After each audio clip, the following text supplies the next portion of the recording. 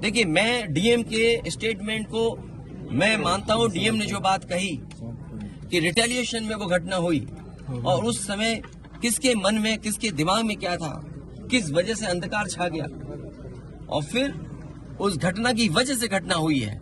और घटना वो भी गलत है, घटना ये भी गलत है।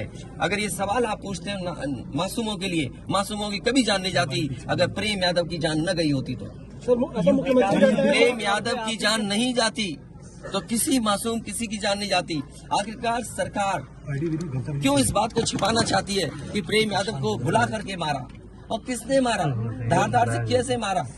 और यही नहीं आप बताइए, सुल्तानपुर में क्या एक ब्राह्मण डॉक्टर को ड्रिल से नहीं मार दिया? ड्रिल से, क्या ड्रिल से नहीं मारा?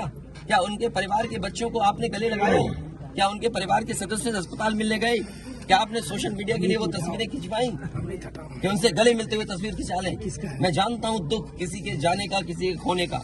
आज हम जरूर इस परिवार के साथ हैं या और लोग हैं, लेकिन जब वो अकेले बैठेंगे कभी याद आएगी उनके परिवार के सदस्य की तो उन पर क्या गुजरेगी, सोचिए आप।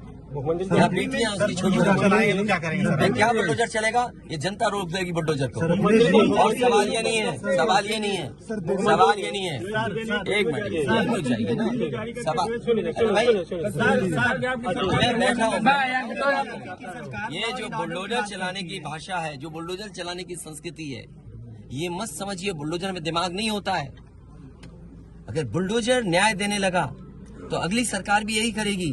इसलिए मैं सोचता हूं कि अगर आप योगी हैं, योगी की परिभाषा यही है, दूसरे का दुख अपना दुख समझे। आप अपना गिराते हैं तो मुआवजा लेते हैं। आपकी किसी की हिम्मत हो अगर ये बात की कि उन्होंने अपनी बिल्डिंग गिराई और कितने करोड़ मुआवजा उठाया, अगर आप इसे बुलडोजर चलाना चाहते हो तो उतना ही मुआवजा देना जितना मुआवजा आपने खुद लिया है सरकार से।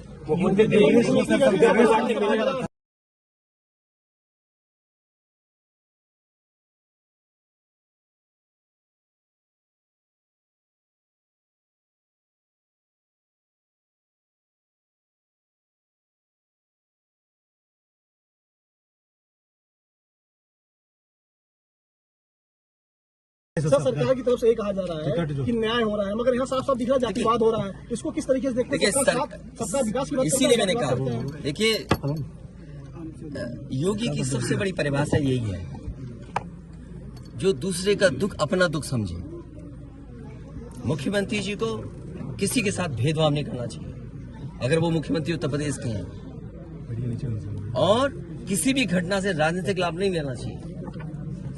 अगर इस सरकार ने न्याय दिया होता, न्याय पहले दिन से देना शुरू किया होता, तो शायद हम लोगों पे भी दबाव नहीं बनता कि हम आते हो घर परिवार के लोगों से मिलते आकर। सर, कांग्रेस के लोग कह रहे हैं कि आप बीजेपी को फायदा पहुंचाना चाहते हैं मध्य प्रदेश। देखिए सुनिए, ये बात भी कांग्रेस के मुंह से अच्छी नहीं लगती। सर, यूपी में बदला लेंगे उसका? नहीं बदला की बात बंद करो।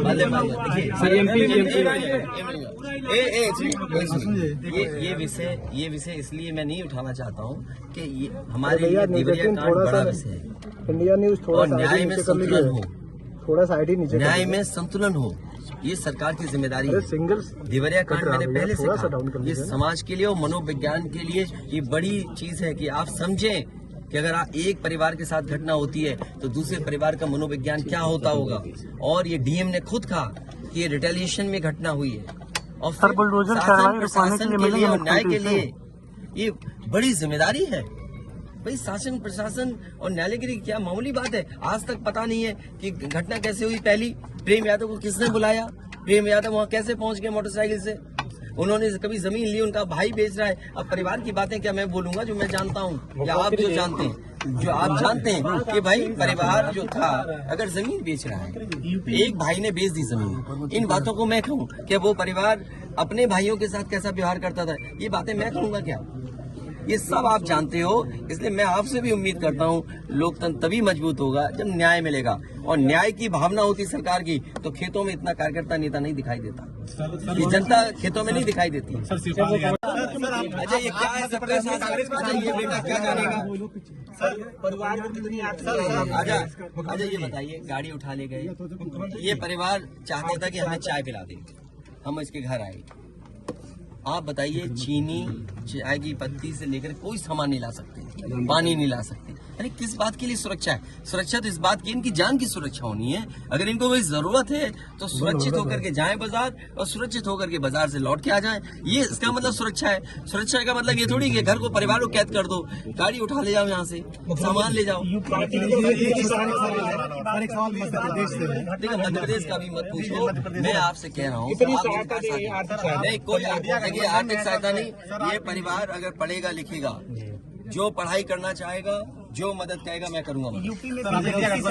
इस परिवार की हम मदद करेंगे और मैं सरकार से कहूंगा कि अगर वो सरकार मदद करती है तो दोनों परिवार की मदद करें। सर, जो इंडिया गठबंधन में मध्य प्रदेश